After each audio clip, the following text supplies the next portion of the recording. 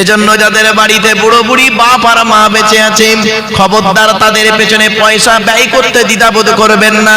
বাপ যদি মারা যায়, মরা বাপের নামে মরা মায়ের নামে দান খয়রাত করবেন। এই আয়াত যখন নাযিল হলো, রাসূলের এক সাহাবী বললেন, ইয়া রাসূলুল্লাহ, যুদ্ধের ময়দানে গিয়েছিলাম, এসে দেখছি আমার মা মারা গেছে, আমি এখন কি করব? আল্লাহর নবী বললেন, তুমি তোমার মায়ের জন্য দুটো জিনিস করবে। এক নাম্বার, তুমি তোমার মায়ের জন্য রুহে মাগফিরাতের দোয়া চাইবে, তোমার মা কবরে শুয়ে শুয়ে সওয়াব পাবে।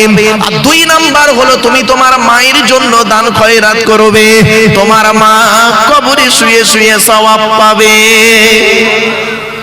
আরেকজন সাহাবী উঠে দাঁড়িয়ে বললেন, ইয়া রাসূলুল্লাহ, আমার বাপও নেই মাও নেই, দুজনেই অন্ধকার নীরব নগরে চলে গেছে। আল্লাহর নবী বললেন, মান যারা কবরা আবাওয়াইহি আও ওয়াহদিহিমা ফি কুল্লি জুমআতিন গুফিরা লাহু ওয়া কুতিবা লাহু বারা।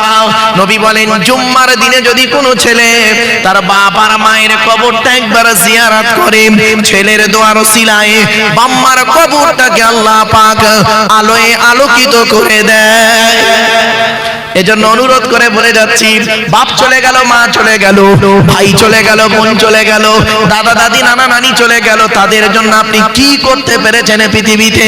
শুনে রেখে দিন, একজন পুরুষ যদি চারজনকে খুশি করে জান্নাতি। কজন?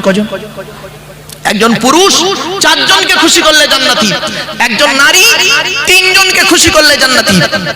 পুরুষ তুমি চারজন কাকে খুশি করবে? এক নাম্বার, পুরুষ তুমি তোমার রব আল্লাহকে খুশি করো, অর্থাৎ কোরআন মোতাবেক জীবন যাপন করো। দুই নাম্বার, পুরুষ তুমি তোমার নবীকে খুশি করো, নবীর সুন্নাহ হাদিস মোতাবেক জীবন যাপন করো। তিন নাম্বার, পুরুষ তুমি তোমার জন্মদাতা বাপকে খুশি